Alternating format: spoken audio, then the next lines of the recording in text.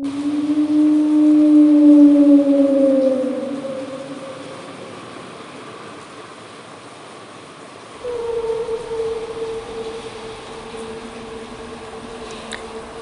Everyone, मेरा नाम है रैना यादव और आज मैं आप सब के लिए मेरी मम्मी के साथ घटी हुई एक बहुत ही ख़तरनाक भूतिया घटना की कहानी लेके आई हूँ। तो चलिए शुरुआत करते हैं उस खौफनाक डरावनी सच्ची भूतिया घटना की। तो ये उस समय की बात है जब मेरी मम्मी 11 में पढ़ा करती थी। मेरी मम्मी उत्तर प्रदेश के एक छोटे से गांव में अपने पूरे फैमिली के साथ रहा करती थी। फैमिली में नाना नानी और उनके छोटे भाई और उनका पूरा परिवार एक साथ रहा करता था। पहले के ज़माने में संयुक्त कुटुंब की परंपरा थी, तो सब लोग एक साथ ही एक ही घर में रहते थे। मेरे नाना उस गांव के लेखपाल थे, इसलिए हमारा घर अच्छा खासा बड़ा था और उस गांव में मेरे नाना की बहुत इज्जत हुआ करती थी। हमारा घर इतना बड़ा था कि पूरा परिवार एक साथ आराम से उस घर में शांति से और सुकून से रहता था। बहुत अच्छे से वो दिन शांति से और सुकून से कट रहे थे।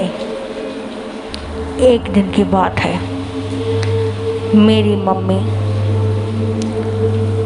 अपनी दोनों कज़िन बहनों के साथ छत पे सो रही थी।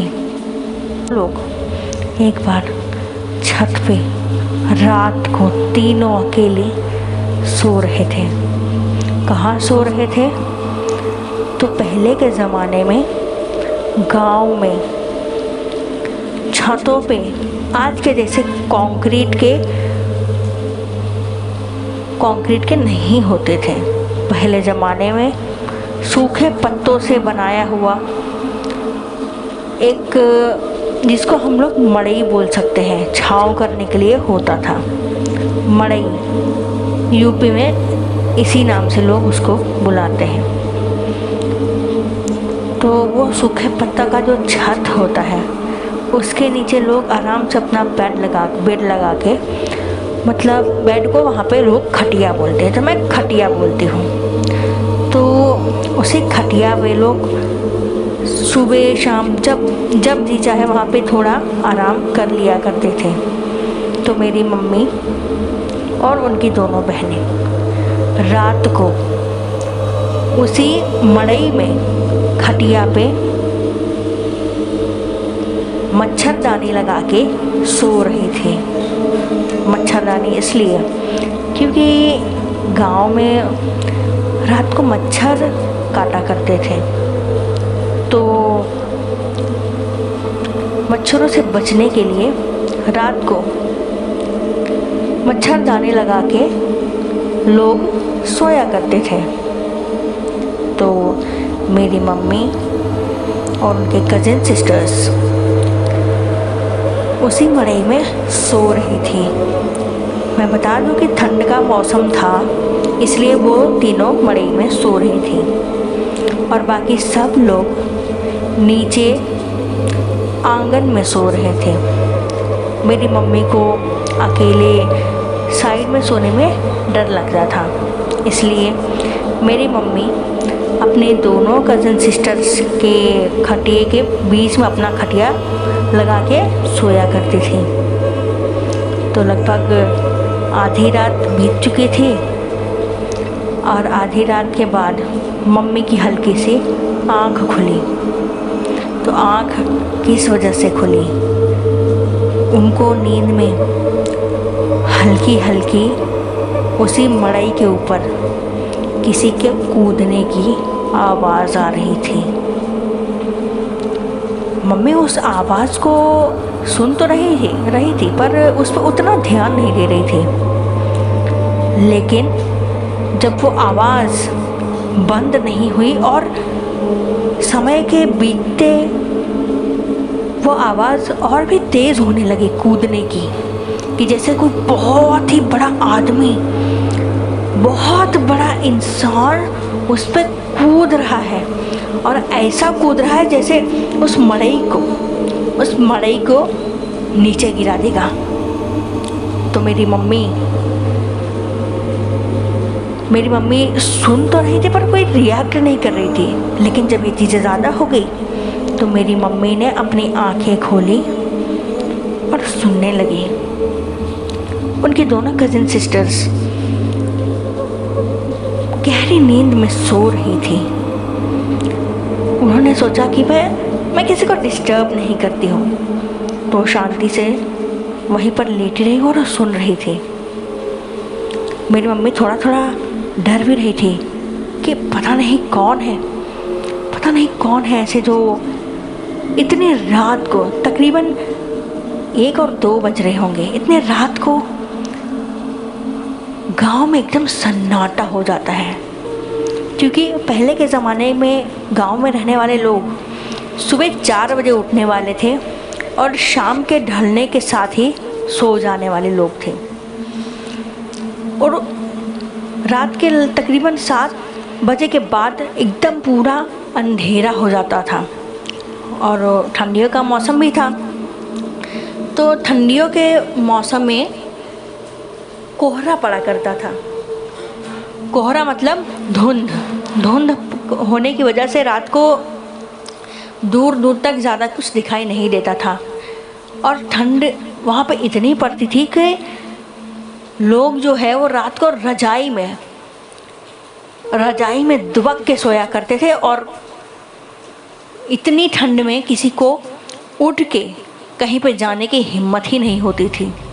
और इतनी ठंड में मम्मी जहाँ सो रही थी उसके ऊपर मड़ई पे इतनी रात को तकरीबन 2 बजे रात को उनके मड़ई पे कोई कूद रहा है। तो ये तो कोई नॉर्मल इंसान कर ही नहीं सकता है। और गांव में पहले उस टाइम ऐसे भूत प्रेत वाली बातें बहुत ज़्यादा फैली हुई थी। तो मम्मी को थोड़ा डर लग गया। हाँ, चोर उचक्के उतना ज़्यादा तो गांव में नहीं आते थे, क्योंकि गांव के लोगों के पास मतलब ऐसा तो कुछ था नहीं कि बहुत ज़्यादा, मतलब मेरे नाना के परिवार में था, लेकिन लोग मेरे नाना से डरते थे। तो चोर उचक्के आने की बात हो ही नहीं सकती है कि घर में चोर उचक्के आ जाए कहीं से भी। और आ भी जाए तो मेरे नाना के डर के मारे कोई वहाँ पे कोई चोर चक्का घर में घुसने का नाम नहीं लेता था। तो इतनी रात को ना कहीं से कोई आने का रास्ता ना जाने का रास्ता, तो इतनी रात को मड़ई पे कौन कूद रहा है। मम्मी ने थोड़ा सोचा, फिर उनको लगा डर, लेकिन वो उठी नहीं डर के मारे कि पता नहीं कौन है, कोई इंसान तो नहीं हो सकता, ये पक्का कोई भूत ही है जो कूद रहा है। तो रात के 2 बजे तकरीबन आधा घंटा तक वो मड़ई पे कूदता रहा वैसे ही। थोड़ा टाइम के बाद वो इतना ज़ोर से कूदा, तकरीबन 3 बजे तक कूदता रहा। और एक बार वो इतना ज़ोर से कूदा कि वो मड़ई मम्मी और उनकी बहनों के ऊपर जाके गिर गई। ये तो किस्मत अच्छी थी कि मम्मी का जो खटिया था, मतलब पहले के जो पलंग थे उसके जो 4 कोने होते थे वो थोड़ा उठे हुए होते थे ऊपर की तरफ, तो जो मड़ई गिरी वो खटिए के उन्हीं चारों कोनों पे अटक गई।